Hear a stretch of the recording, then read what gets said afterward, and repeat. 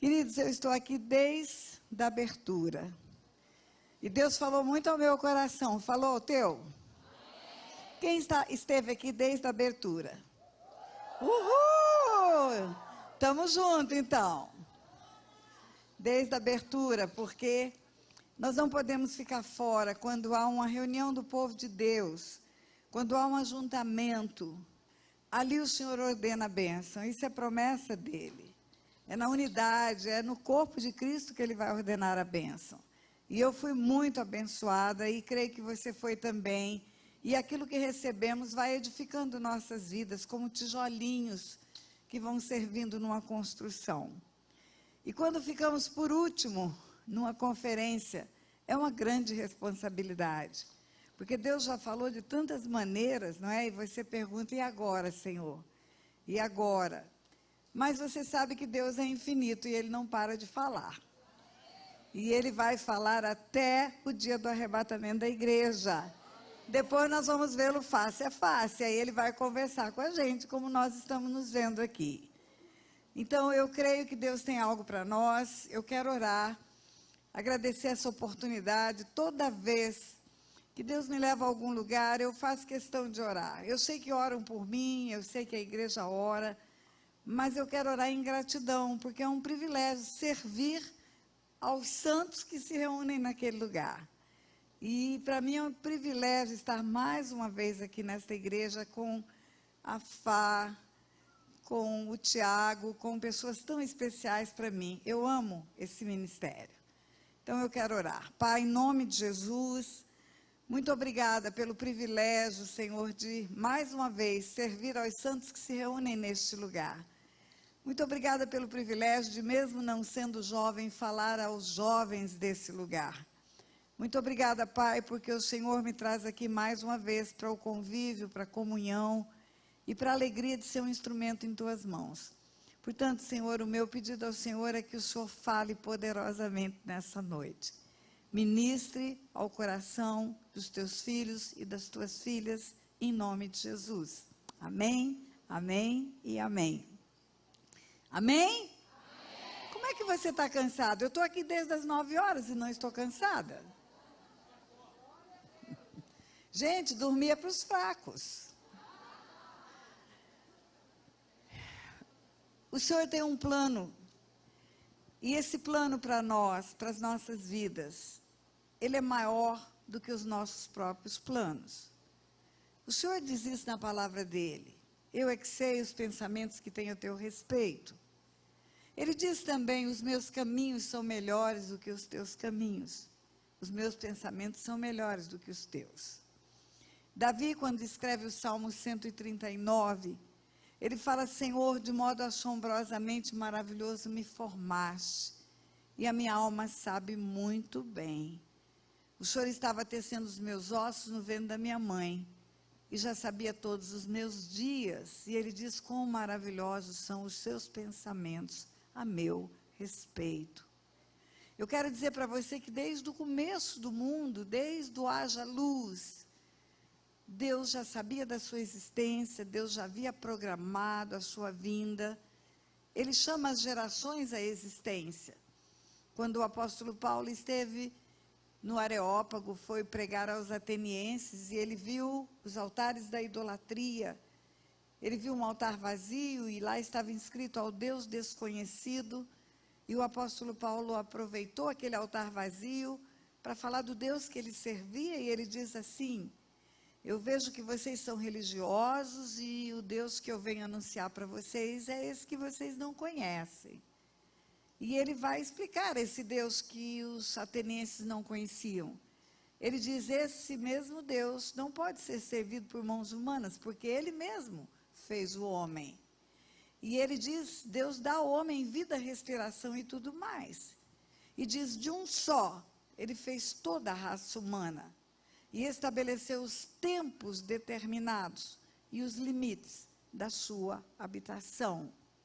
Ah, sabe o que é tempos determinados? É época. Tempo determinado é agenda de tempo. Gerações são chamadas à existência no tempo determinado por Deus. Primeiro, o primeiro homem e a primeira mulher, depois a geração seguinte, gerações após gerações.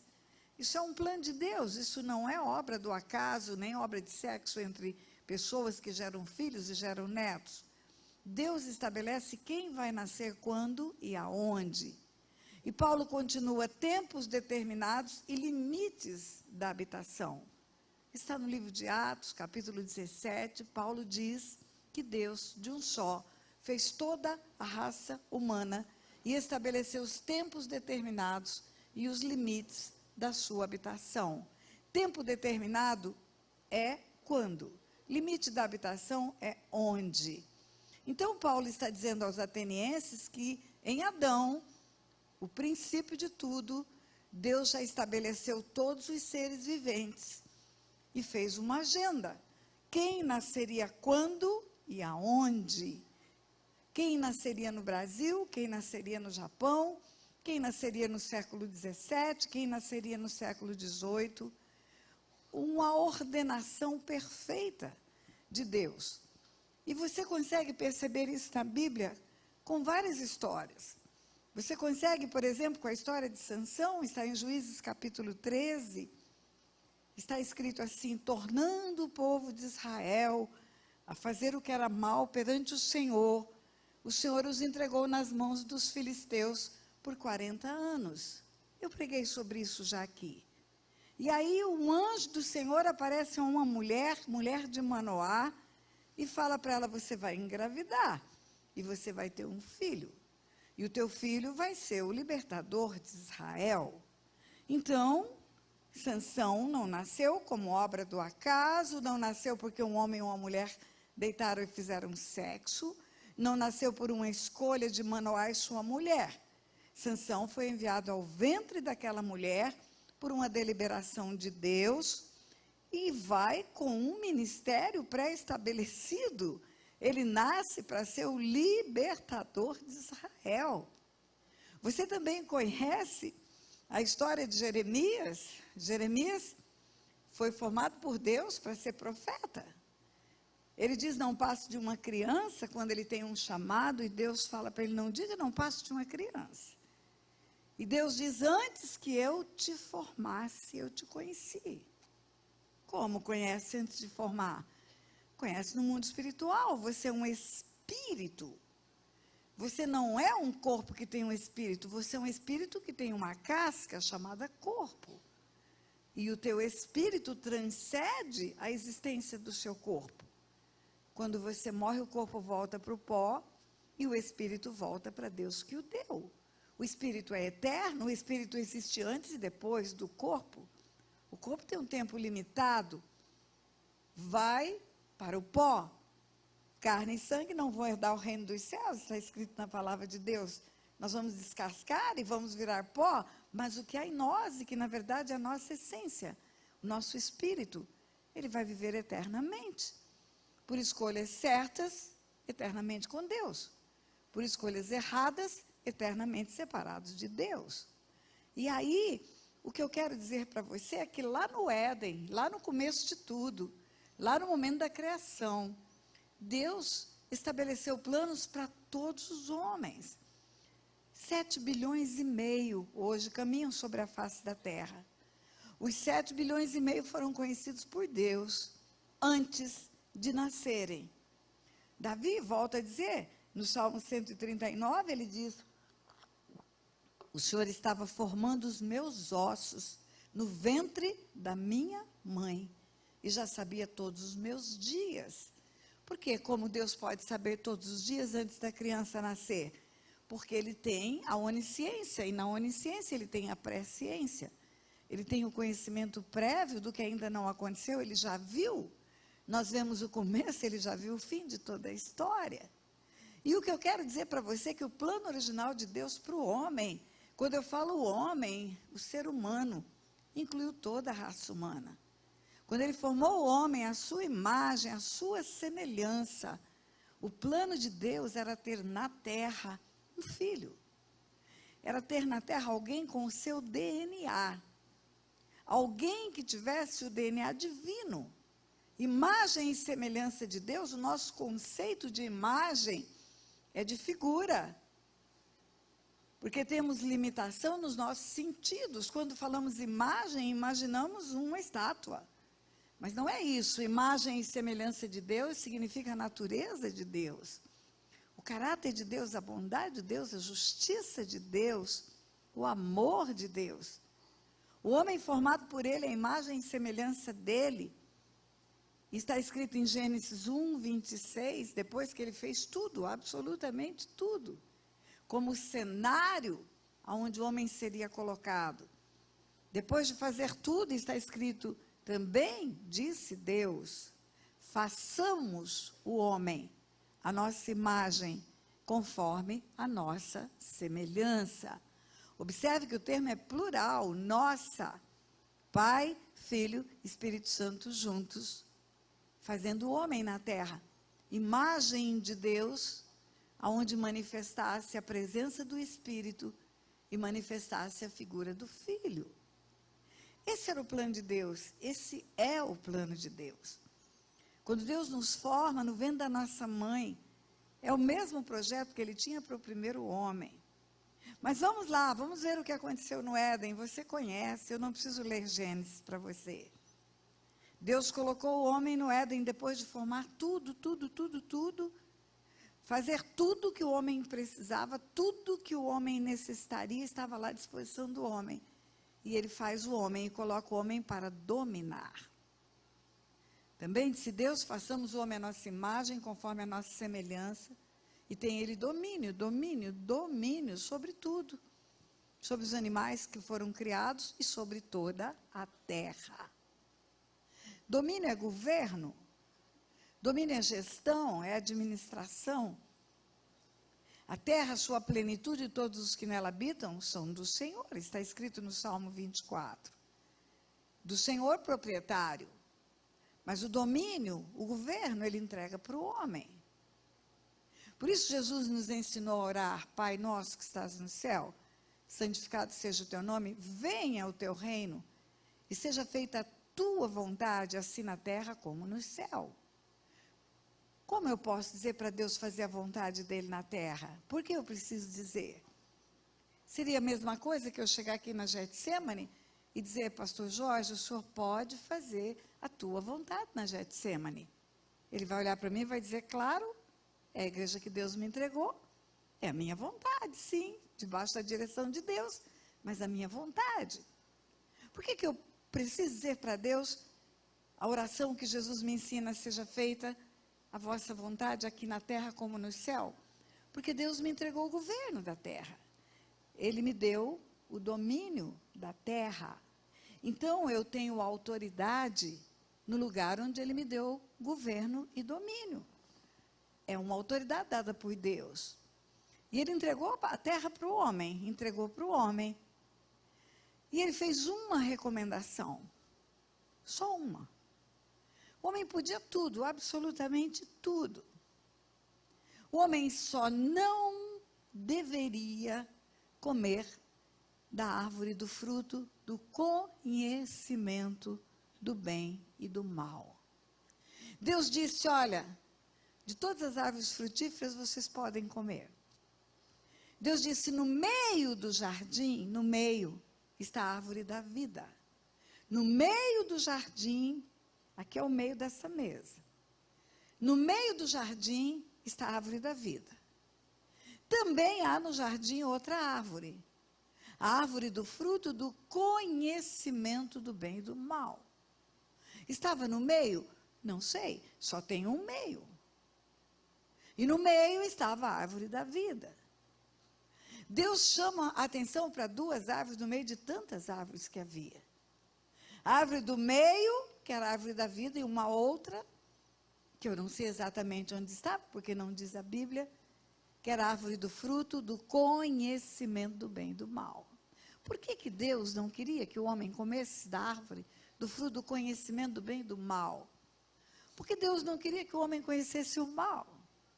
Deus conhecia o mal. Ele sabia que o mal era algo produzido por um anjo caído.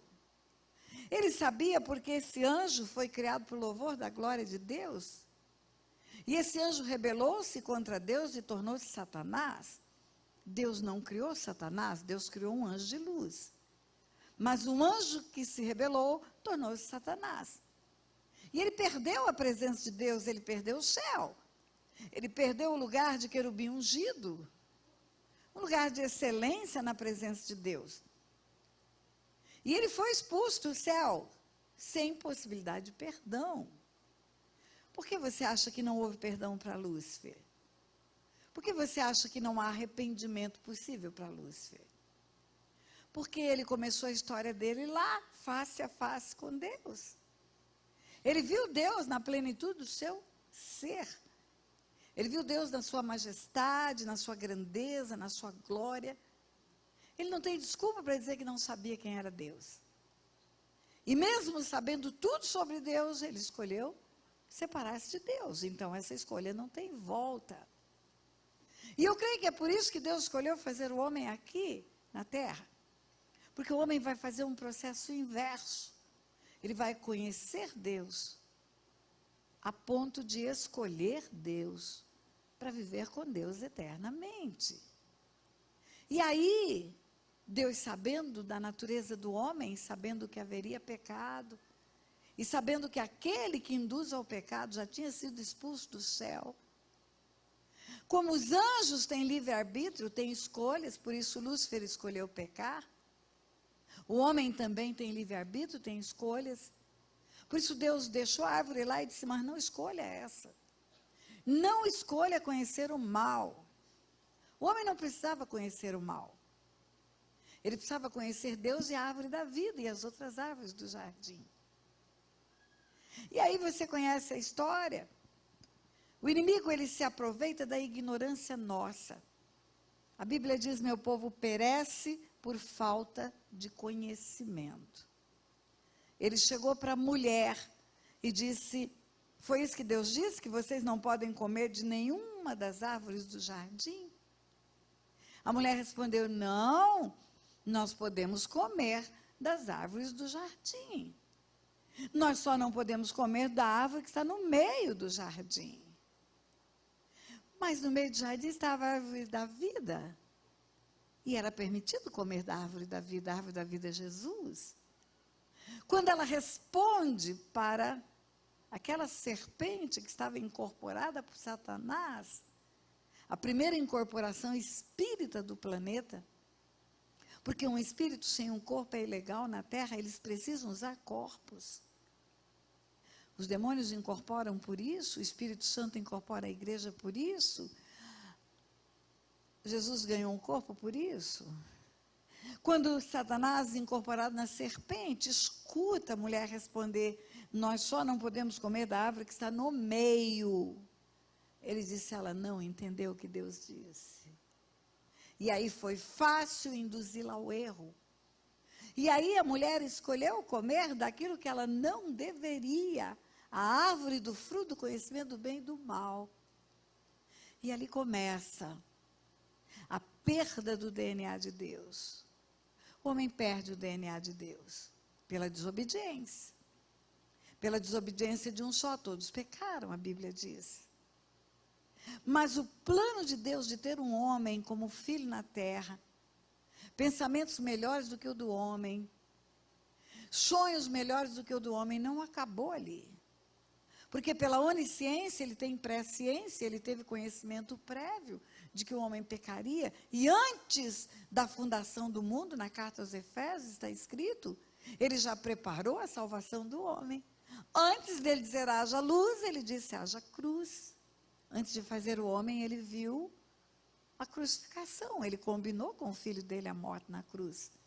Para resgatar o homem, para devolver ao homem o DNA de filho. O DNA perdido pela desobediência, volta pela entrega da vida a Jesus. Porque a Bíblia diz, vindo à plenitude do tempo, Deus enviou o seu filho, nascido de mulher, nascido sob a lei, para resgatar os que estavam debaixo da lei, a fim de que recebêssemos a adoção de filhos. Nós fomos adotados filhos outra vez. E a Bíblia diz, e porque vós sois filhos, Deus enviou ao vosso coração o Espírito do seu Filho, que clama, Abba, Pai. de sorte que não sois mais servos, mas sois filhos. E se sois filhos, sois herdeiros de Deus. Então, a cruz restitui a filiação, a cruz nos torna filhos de novo, é só pela cruz que nós nos tornamos filhos de Deus. É só pela cruz que nós anulamos o que aconteceu no Éden, é só pela cruz que voltamos ao projeto original de Deus, de termos o DNA dele. Voltamos a ter o Espírito e voltamos a ter a conexão, e é só pela cruz. Por isso que Jesus fala, eu sou o caminho, a verdade, a vida, e ninguém vem ao Pai, senão por mim. Mas o que eu quero dizer para você realmente, nessa noite, é que desde o Éden e até os dias de hoje, mesmo com a cruz, mesmo com a volta à filiação, mesmo com o DNA restaurado do Pai em nós, existe em nós uma necessidade de abrir os nossos olhos, e esse seminário chama visão. Visão, essa foi a palavra que Deus deu para a pastora Fá. Temos visão espiritual para discernirmos o bem e o mal. Porque o fruto da árvore do conhecimento do bem e do mal foi comido pelo homem. O bem e o mal se apresentam para o homem todos os dias.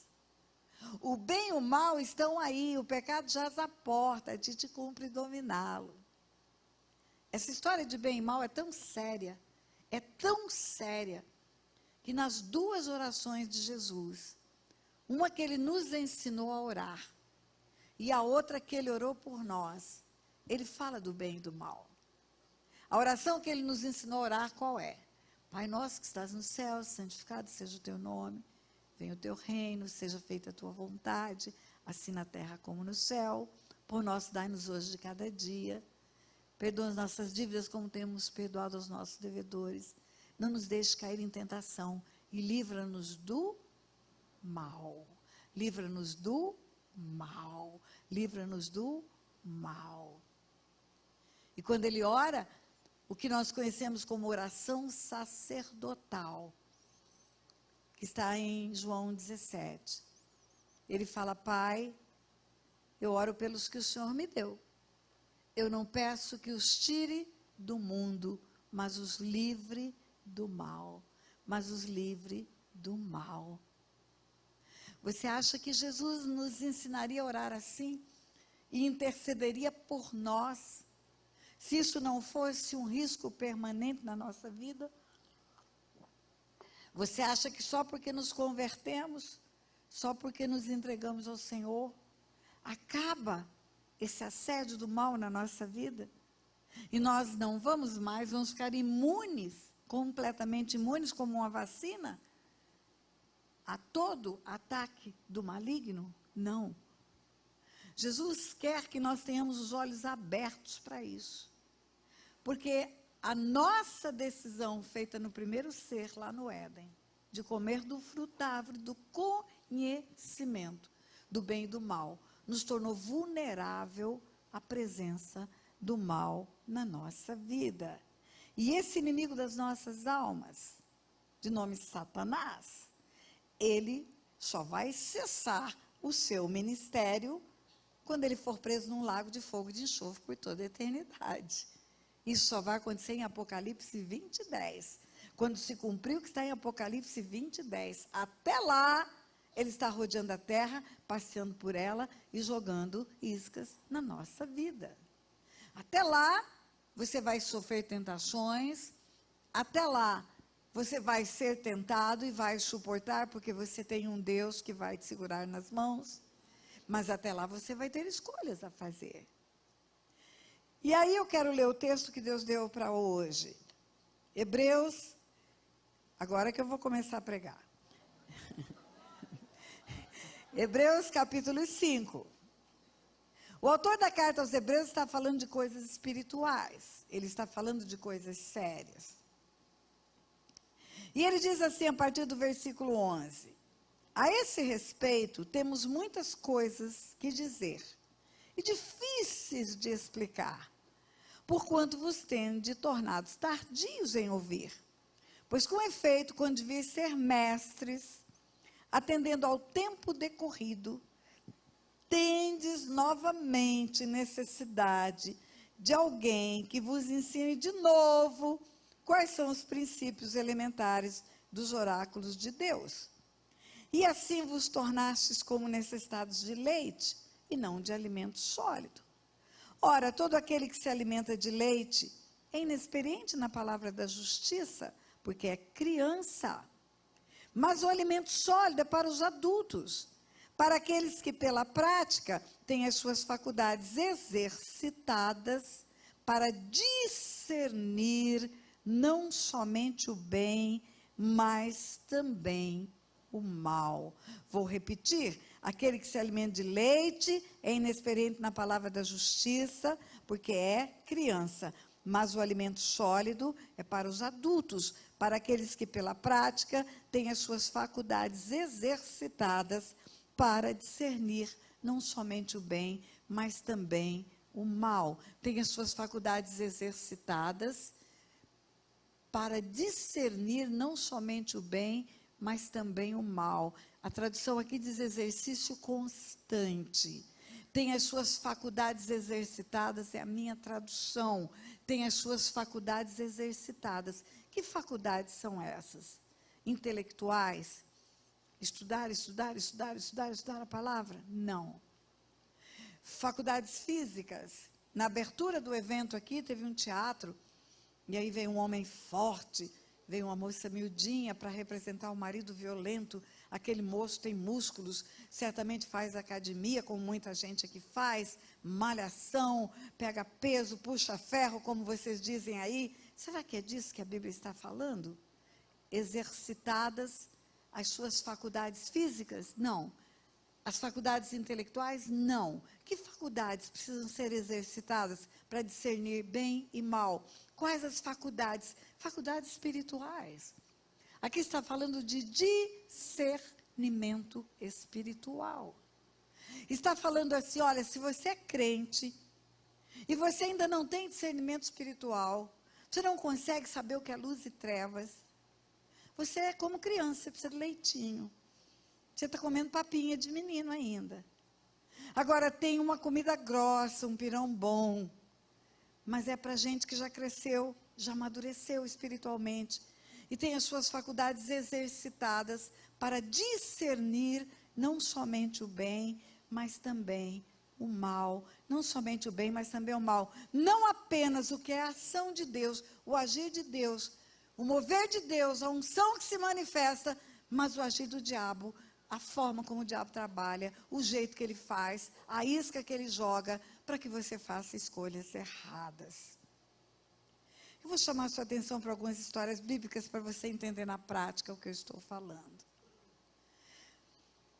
A história de Sansão, que eu já contei aqui. Sansão nasce para ser um libertador.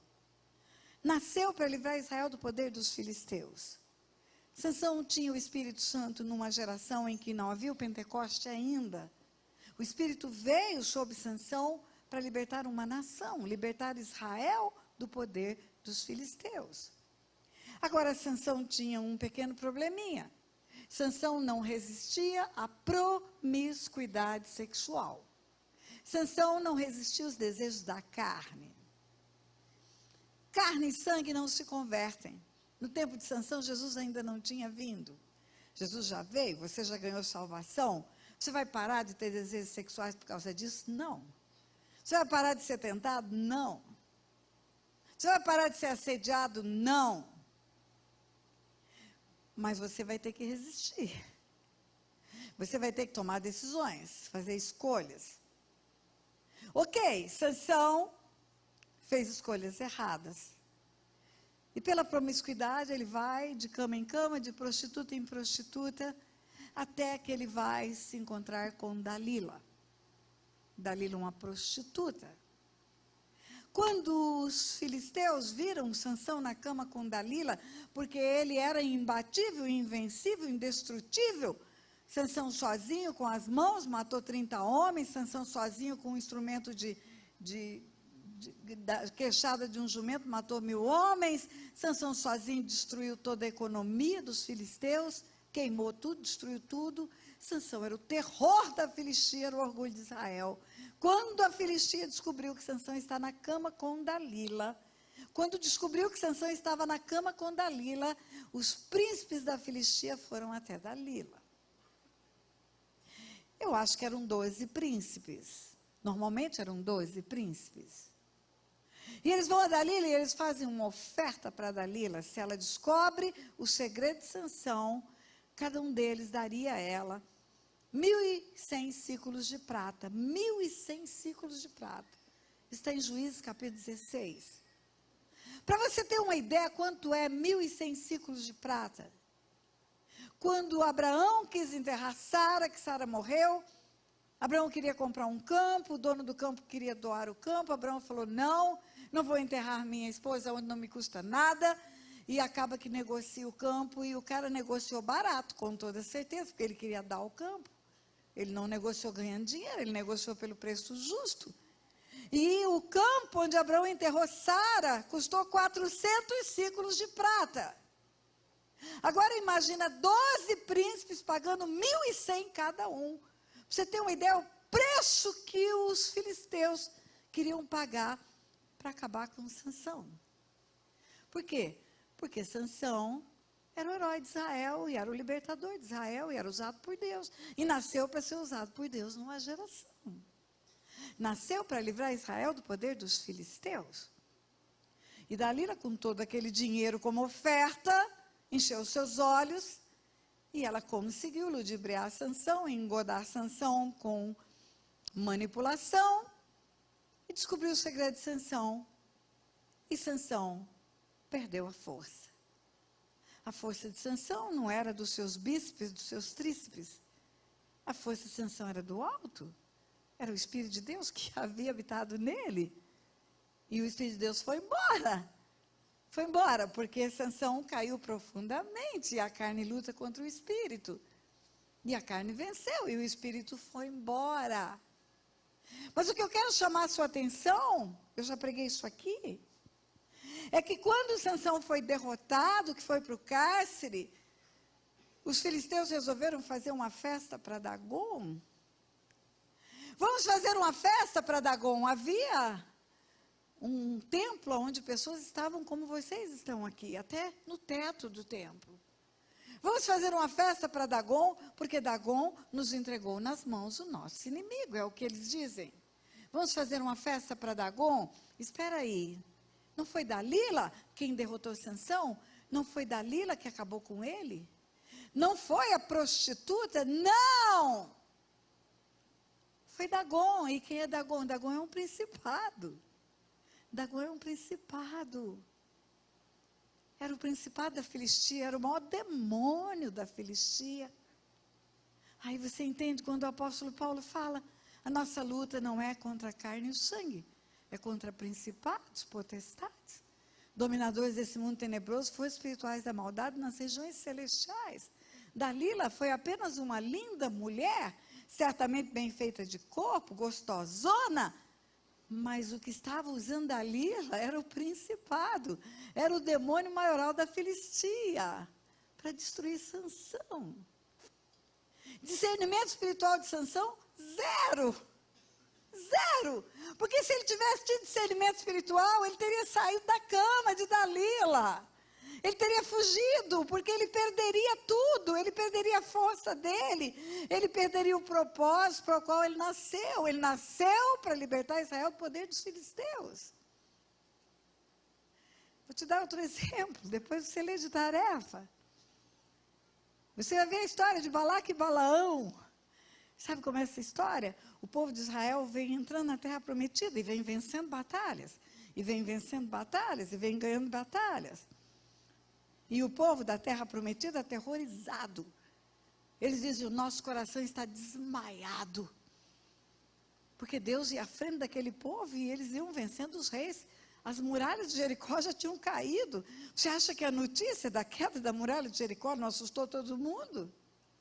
Você acha que essa notícia não correu na terra prometida? É um povo que só deu volta. E deu volta. E não jogou uma lança, não jogou uma flecha. E teve um estrondo no céu e pá, destruiu a cidade. O povo estava apavorado. E aí, como já havia notícia corrido, do Mar Vermelho, que se abriu, porque antes de chegar na Terra Prometida, teve o Mar Vermelho, e destruiu o Egito, e Faraó e seus cavaleiros, e a economia do Egito, e a ecologia do Egito, e tudo caiu por terra. Essa notícia correu. E agora cai Jericó, cai as muralhas, uma cidade fortificada, tão grande que cabia casas no alto da muralha. A prostituta morava numa casa. E aí, Balaque é o rei que está assustado, o povo de Deus está vindo. E aí ele chama Balaão. Balaão é um profeta, Balaão é um vidente. Um vidente é um profeta fora do lugar. Tem um dom profético, mas vai servir as trevas. E Balaão chama Balaque e fala: olha, eu vou te pagar para você amaldiçoar esse povo. Por que Balaão ia receber dinheiro para amaldiçoar o povo de Deus? Porque Balaque não era bobo. Balaque sabia que para vencer o povo de Deus tinha que ser uma derrota no mundo espiritual. Não era derrota na lança, no arco. Tinha que ser no mundo espiritual, porque aquele povo era imbatível. Se aquele povo passou no Mar Vermelho descalço, a pé, se aquele povo destruiu a potência do Egito, se aquele povo conseguiu derrubar Jericó, então esse povo é de outro mundo. Tem alguma coisa a mais nesse povo. E nós vamos descobrir o que tem a mais nesse povo. E chama Balaque, chama Balaão para amaldiçoar. Oferece dinheiro para ele. E Balaão vem fazer os encantamentos, as mandingas, os feitiços. Vai lá, amaldiçoa o povo do lado de cá.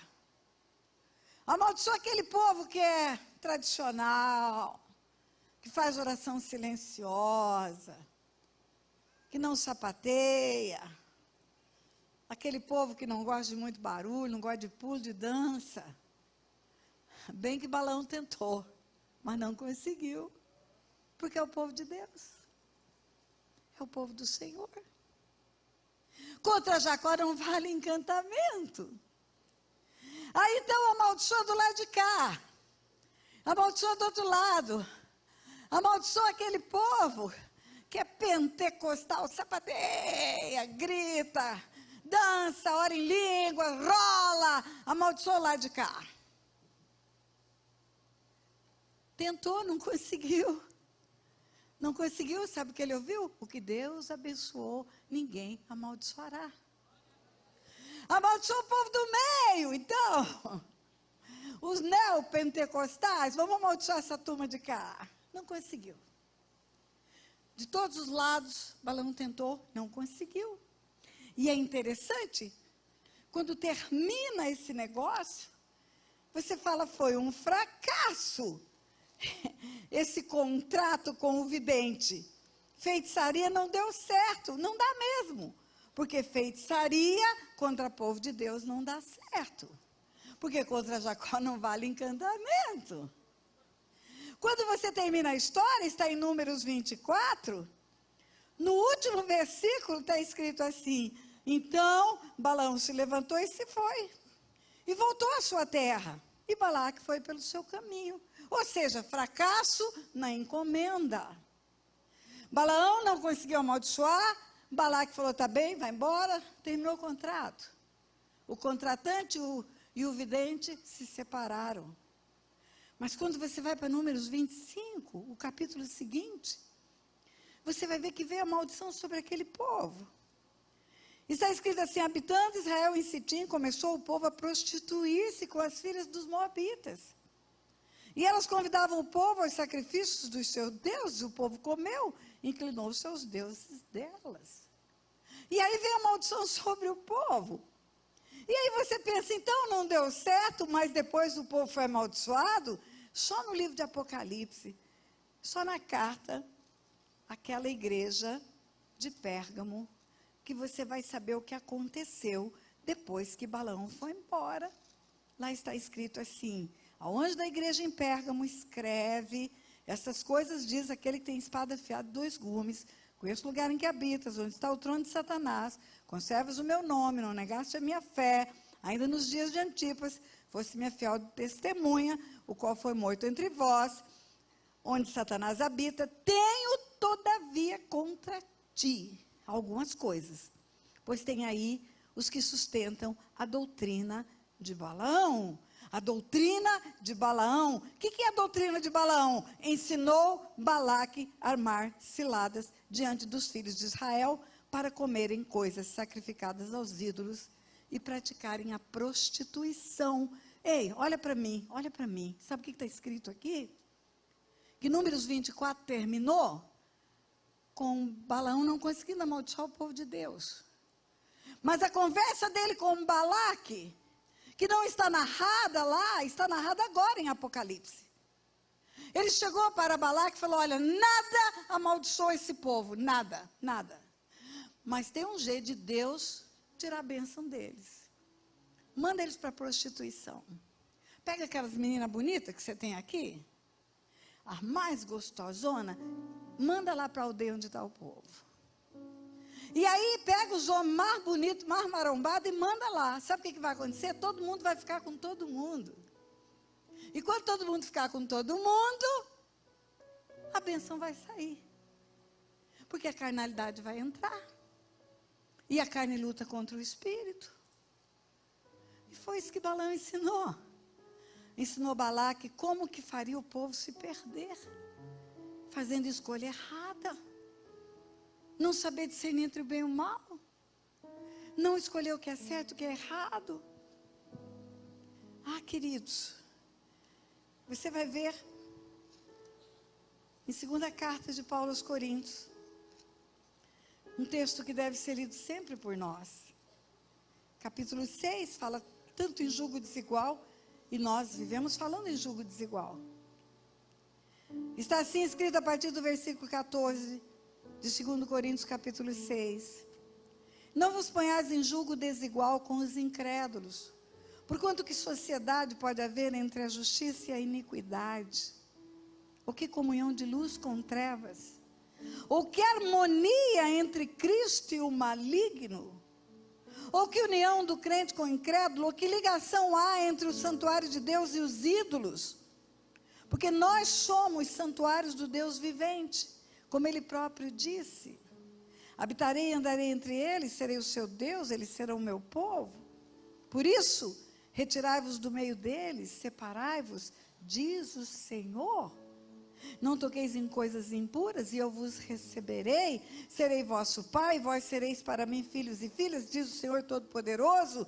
E tendo, pois, ó amados, tais promessas, purifiquemo-nos de toda impureza, tanto da carne como do espírito, aperfeiçoando a nossa santidade no temor de Deus.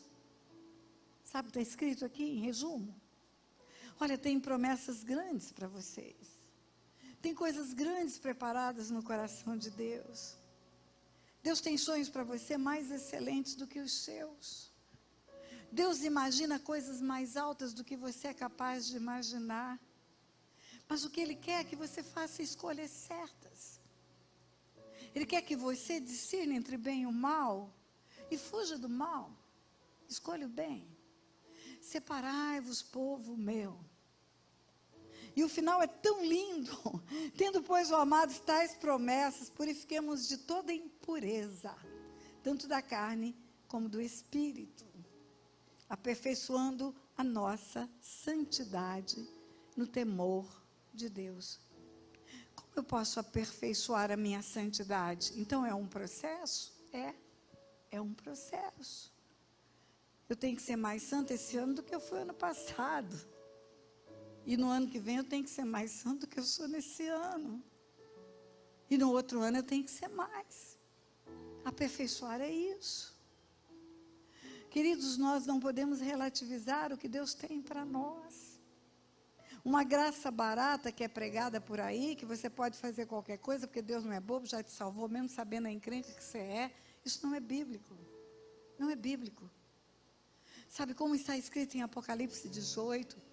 Quando fala da queda da Babilônia, Babilônia é o conjunto de toda a prostituição, de toda a malignidade que existe na terra. Lá está escrito, separai-vos dela, povo meu, povo meu. Deus não está falando com aqueles que não são dele. Deus tem coisas excelentes para nós, queridos. Eu sou uma prova viva disso. Tudo para dar errado, improvável ao extremo. Improvável, impossibilidade de você pensar que alguém que nasce na miséria que eu nasci, no lar que eu nasci, na confusão que eu cresci, no lixo de Aquidauana, catando metais para vender, que eu daria alguma coisa. Pode sair alguma coisa boa do lixo de Aquidauana. Mas os pensamentos de Deus são mais excelentes do que os nossos. As nossas escolhas do bem, elas vão trazer o fruto do céu para nós. Elas vão nos alinhar com aquilo que Deus tem para nós. A maior visão que você pode ter é discernir entre bem e mal. E a maior visão de discernir entre bem e mal é você fazer escolhas do bem. Não, eu não quero isso. O pecado jaz à porta a ti. Te cumpre dominá-lo. Não é a igreja que vai orar para você dominar o pecado, não é o pastor que vai pôr a mão na sua cabeça, é você que vai dizer não, não. E eu creio que aqueles que conseguem, Deus leva e eleva mais do que você pode imaginar. Porque Ele quer levar os filhos dele em lugares altos dessa terra. Nós somos uma geração, queridos, e eu falo nós, você pode olhar para mim e falar assim, essa mulher tem 71 anos, está dizendo que é da minha geração, enquanto eu estiver viva e ativa no planeta Terra, eu sou da geração que está viva. Eu fui da geração da minha juventude, eu fui da geração da minha filha, fui da geração da minha neta, meu bisneto já nasceu, e se o Senhor me permitir, eu vou ser da geração dele, porque eu estou viva, e eu estou vivendo e vendo o que acontece ao meu redor. E eu quero dizer para você que nunca a igreja teve tanto espaço e tanta voz como tem agora.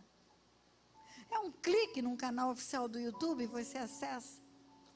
É um clique no Instagram e você acessa. É um clique numa mensagem em áudio e você acessa. A igreja está indo em lugares onde não foram aqueles que escreveram a palavra. Imagina o apóstolo Paulo com a internet. Oh, Felipe com o Instagram, Priscila e Áquila com o Facebook. Mas nós perdemos tanto tempo fazendo escolhas erradas. Você às vezes vê pessoa tão maravilhosa, porque ela faz toda a maquiagem do mundo e ela tira uma selfie e posta lá, e quando você encontra ela face a face, ela não é nada daquilo. É uma figura fabricada, precisando de autoafirmação, mas na Bíblia tem a cura que ela precisa. Na cura tem a redenção dessa alma. Na Bíblia tem tudo, mas alguém precisa dizer para ela. Isso alguém é você, é você, é você, é você, é você, é você. Deus quer usar a tua vida. Você tem um potencial. Você tem o DNA de Deus, você tem o dunamis do céu dentro de você. Você tem um potencial para chegar onde você imaginar. E você fazer infinitamente mais do que pede ou pensa. Quando Jesus falou, eu vou para o Pai, aquele que crê em mim fará obras maiores do que eu faço, é porque além de você ser a igreja, o corpo de Cristo, ainda tem o Espírito e tem o Filho lá em cima te ajudando. Mas as escolhas erradas vão cauterizando a nossa mente. E vão nos colocando numa vida terrena. O apóstolo Paulo orou para que fossem iluminados os olhos do nosso coração, para que compreendêssemos a grandeza do nosso chamado. Você tem um chamado, querido. Você tem um chamado, essa conferência não pode ser só mais uma na sua vida. Não. Ela tem que ser um marco, um pontapé do início de uma partida, de um jogo que vai mudar a sua história. Você ouviu tantas palavras de edificação, eu não preciso repeti-las. Para você olhar para as pessoas com misericórdia, para você descobrir os valores que você tem mesmo quando dizem que você é improvável. Mas o que eu quero te dizer é que em você há uma expectativa, e a expectativa é do alto. Deus espera que você chegue no lugar que Ele sonhou para você. Ele espera isso. Eu vou contar uma história para você. Na minha história de vida, eu cheguei a ser professora. Professora, funcionária do Banco Central do Brasil, advogada e depois juíza. Aposentei-me como juíza. E como professora, eu fui dar aula numa cidade muito pequenininha de Mato Grosso do Sul. A cidade tinha uma rua só. Passava o carro, era rodovia. A mesma rua era rodovia. A poeira subia. Quando a poeira sentava, passava outro carro e a poeira subia de novo. E era a cidade da poeira. Fiquei imaginando a mãe da Fabíola naquela cidade. Ia enlouquecer. Ia enlouquecer. Que dava para escrever o nome em cima dos móveis. E aí eu fui dar aula naquela cidade. Eu dizia porque, como aluna, eu sofri demais na mão de professoras que não conseguiam enxergar o que havia em mim. Não conseguiam ver a menina doente, ferida, maltratada, abusada sexualmente. E eu dizia assim, se um dia eu for professora, ou se eu fosse professora, eu olharia para as crianças com amor. E Deus me permitiu ser professora. E aí eu comecei a dar aula, e eu dei aula para crianças e adolescentes. E eu vi os adolescentes na praça da cidade, tinha uma única praça, não tinha nada na cidade. Não tinha um cinema, não tinha um clube, tinha uma praça. E eu vi os adolescentes naquela praça fazendo nada. Alguns já começando a fumar, beber cerveja, falando palavrão. E eu olhei para aqueles meninos e eu falei, meu Deus, que falta de perspectiva. E eu falei, Deus, eu queria fazer alguma coisa por eles. E eu tive uma ideia. Eu montei 2 times, um de voleibol e um de futebol. Fácil montar 2 times. Bola, rede, a quadra do ginásio já existia. E aí um time de vôlei, um time de futebol. Um dia jogava um, outro dia jogava outro. Muito treino, muito exercício, etc. e tal. E os 2 times ficaram prontos. Queridos, eles começaram a ganhar todos os jogos. Eles começaram a ganhar o jogo no próprio colégio. Eles começaram a ganhar os jogos com os colégios da cidade. E aí eu comecei a inscrevê-los nos campeonatos das cidades vizinhas. Eles continuaram ganhando. E eles ganharam todas. Eles foram invictos, os 2 times. Ficaram famosos lá naquele mundão de Mato Grosso. Chegou a ponto de irmos para uma cidade, pensamos que o time que jogaríamos contra era de adolescentes, mas o nosso time estava tão famoso que naquela cidade arrumaram um time de homens do quartel, militares, para jogar com os meninos. Eu olhei para os meninos, 14 anos, 13 anos, aqueles parrudão do exército. Eu falei para o pastor Otto, você vai entrar no jogo hoje. Entrou no jogo e os meninos ganharam. Invictos, medalhas, taças, tudo de lindo. Ok, o tempo passou e nós saímos daquela cidade. O tempo passou, quase 40 anos, ou mais de 40 anos haviam se passado. Aí inventam o WhatsApp. No WhatsApp todo mundo encontra com todo mundo, nas redes sociais, no Facebook, no Instagram. Me encontraram. E montaram um grupo dos aluninhos da professora Tânia. E eles começaram a catar um e outro, e todo o grupo se encontrou. E nós começamos a interagir. E resolvemos fazer um encontro, o encontro dos aluninhos com a professora Tânia. E fomos para Mato Grosso. E aí fizemos um churrasco, aquela festa, alegria, abraço, todo mundo irreconhecível, 40 anos depois. Quem tinha cabelo já está careca. Quem era magrinha e elegante já está gordinha, já mudou todo mundo, mas não importa. Importa que o reencontro foi top. Aí eles começaram a falar de si. Professora, eu preciso te contar algo. A senhora nos fez ver a vida de outro jeito, só por causa daqueles jogos. Nós descobrimos que tínhamos um potencial. Teve um que falou assim, olha, professora, a partir dali eu comecei a me apaixonar pelo estudo, porque tinha uma regra, só jogava se tirasse nota boa. Eu comecei a me apaixonar pelo estudo, e eu gostei, comecei a estudar para jogar, depois eu embalei e estudei, hoje eu sou engenheiro. E aí o outro falou, e eu sou advogada, e a outra falou, e eu tomei gosto pelas estratégias e tal, eu tenho uma empresa, tenho tantos empregados, e cada um começou a contar a sua história e todos eles estavam bem-sucedidos. E todos eles atribuíram o começo de tudo àqueles 2 times de vôlei e de futebol. E eu fiquei escutando, com esse coração saltando de alegria. Aí quando eles terminaram, eu falei, olhem para mim, eu tenho um segredo para contar para vocês. E eles ficaram quietos. Eu falei, é um segredo que eu guardo as 7 chaves. Só o Otto que sabe desse segredo. Ninguém mais. Todo mundo de olho em mim. Eu falei, sabe qual é o segredo? Eu não sei uma regra de voleibol nem de futebol. Como assim? Falei, não sei. Até hoje eu não sei. Eu sei que marca gol, porque a bola bate na rede, o povo grita, gol! Mas às vezes bate na rede e o povo fala que foi impedimento. Eu não entendo isso. Eu não sei quando é gol, quando não é gol. Eu não acredito que a senhora não sabe nenhuma regra de vôlei nem de futebol. Falei, não sei. Diante de Deus eu estou dizendo isso para vocês. Mas como? A senhora foi a melhor técnica que a gente já teve na vida?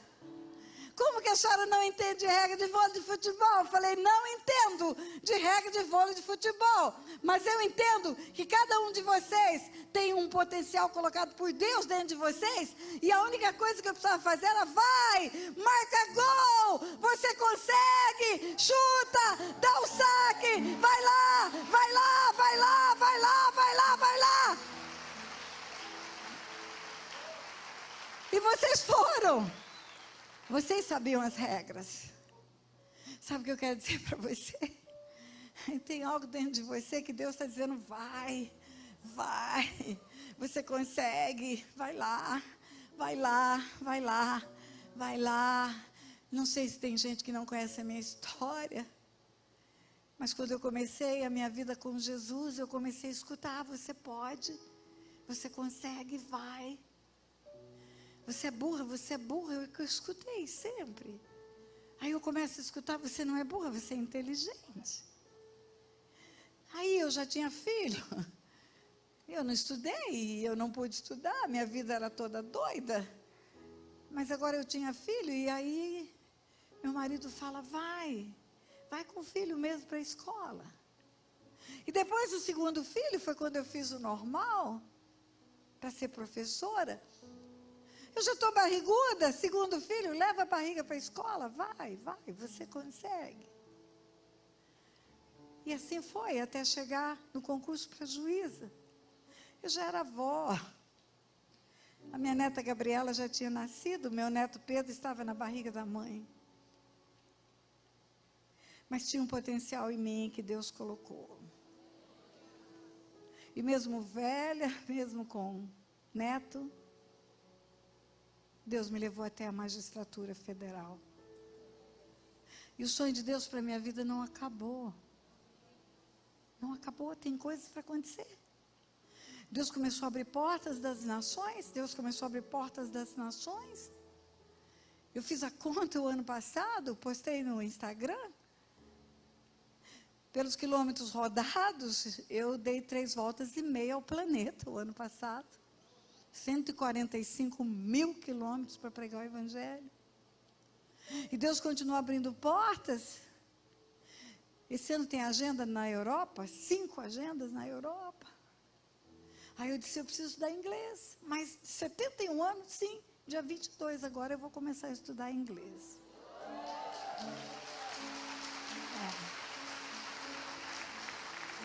Sabe por quê? Porque tem alguém na torcida falando para mim, vai, você pode, você consegue, tem um potencial em mim que Ele colocou, basta que eu faça escolhas certas. Basta que eu faça escolhas certas. E tudo começa com a escolha de Jesus. Jesus como meu Senhor e meu Salvador. Tudo começa com a escolha de entregar a vida para Jesus. Porque quando Ele entra na vida da gente, Ele muda a história da gente. Ele transforma. Tudo aquilo que eu não acreditava passa a ser crível, possível. Tudo aquilo que era impossível não é mais. Porque Ele é o Deus do impossível. E a página começa a ser virada. E já tinha tanta coisa escrita no livro da minha vida. Talvez um tanto assim. Mas havia tudo isso em branco para frente, para escrever uma nova história. A gente canta tanto isso, uma nova história Deus tem para mim. Mas vira só uma cantiga. Ele tem uma nova história para você. Ele quer apenas que você escolha o bem. Que você coma do fruto da árvore da vida. Não coma da árvore do conhecimento do mal, mas do bem. Jesus está intercedendo, Pai, eu não peço que os tire do mundo, mas os livre do mal. Ele não quer tirar você desse mundo, mas Ele quer que você seja livre do mal, que você faça escolhas corretas, porque há uma promessa de herança para a sua vida. Você é filha, é filho e tem uma herança preparada. E Deus quer te entregar isso. O que você pensa a seu respeito? Quais os sonhos que você tem? Hoje, quando falou de sonho aqui, quase que eu dei um pitaco de novo. Mas eu já tinha dado tanto pitaco que eu fiquei quieta. Eu era criança. Eu não tinha 5 anos de idade, se tivesse era só isso. E alguém me falou que o mundo era redondo. E alguém me falou que aqui em cima estávamos nós e lá embaixo estavam os japoneses, do outro lado do mundo. E eu comecei a fazer buraco no chão, porque eu queria chegar no Japão. Eu arrumei uma colher e eu fazia buraquinho com a colher. E eu ia enfiando minha mão. Até entrar o braço inteirinho, era uma cova do tamanho do meu braço. E eu tinha um primo que era muito zombateiro. Ele falava, o que você está procurando? Eu falava, eu vou chegar no Japão. Ele falava, você nunca vai chegar no Japão. Eu falava, vou. E de vez em quando encontrava uma raizinha de uma árvore ali, eu falava, eu acho que eu peguei no cabelo do japonês. E ele ria de mim, zombava de mim. E eu fiz muitos buracos no fundo, para tentar chegar no Japão. E eu só tinha 5 anos de idade. E o tempo passou. E o tempo passou, eu me esqueci disso. Esqueci-me completamente. Até que 4 anos atrás, Deus me mandou fazer uma conferência no Japão. O dia que eu pisei na escadaria do consulado no Rio de Janeiro para pegar o meu visto, Deus falou, você não disse que queria ir para o Japão? Pois você agora vai. Agrada-te do Senhor e Ele satisfará os desejos do teu coração. Agrada-te do Senhor, faça a escolha do que é certo. Ainda que seja sacrifício para você. Ainda que seja difícil para você. Para com aquilo que está errado. Rompe com o que te atrapalha. Desmancha aquilo que te leva à iniquidade. É o seu celular que te faz pecar? Para de ligar e conectar ele com senha. Deixa ele livre para todo mundo ver na tua casa. É o teu computador, põe na sala. É aquele relacionamento ímpio. Pega o telefone hoje, desmonta isso. Fala, olha, vamos ser amigos, vamos começar do zero. Se der certo da gente namorar um dia e casar, vai ser uma benção. Senão eu não quero mais usar o teu corpo. Rompe com tudo isso. Porque Deus tem sonhos para você que você não imagina. Deus tem coisas mais excelentes do que você pensa. E aí eu quero fazer alguns convites nessa noite. O primeiro convite é para você entregar a sua vida para Jesus. Só tem um jeito de você chegar ao coração de Deus como filho, é através de Jesus. Ele diz, eu sou o caminho, a verdade e a vida, ninguém vem ao Pai, senão por mim. E o desejo do coração de Deus é que você seja filho e filha. Ele te ama do jeito que você é. A Bíblia diz que Ele amou o mundo de tal maneira que deu o Filho para salvar o mundo. Mas só aqueles que recebem Jesus tornam-se filhos. Ele não quer que você seja uma criatura amada por Ele só. Ele quer que você seja filho, herdeiro de promessas, herdeiro de bênçãos. Então, eu quero te dar a oportunidade. Eu vou convidar a igreja para ficar em pé. Fica em pé. Vamos facilitar isso. Vamos facilitar. Se tem alguém que nesse lugar nunca tomou essa decisão pública, porque a Bíblia fala, aquele que crê com o coração e confessar com os lábios, será salvo. Que nunca tomou uma decisão pública e quer fazer isto nesta noite, o Senhor Jesus vai se alegrar muito. Se tem alguém que é simpatizante do Evangelho, que tem vindo como convidado para essa igreja, que vem nas conferências, mas que não tenha tomado uma decisão, eu quero me tornar filho de Deus. Eu te convido a tomar essa decisão essa noite, porque tudo começou para mim numa decisão dessa, tudo. Tudo, a virada da minha vida, a cura das minhas emoções, a minha libertação, tudo começou ali. Tudo começou ali. Eu falo que tem um louvor que é a minha cara. O refrão desse louvor é a minha cara. Porque se você olhasse a minha história, era uma história impossível. Impossível. Eu estava à beira de um abismo, eu queria ser uma prostituta quando eu conheci Jesus. Eu fui me oferecer para ser uma prostituta, porque eu fui destruída pela prostituição do meu pai. E aí eu me encontro com Jesus.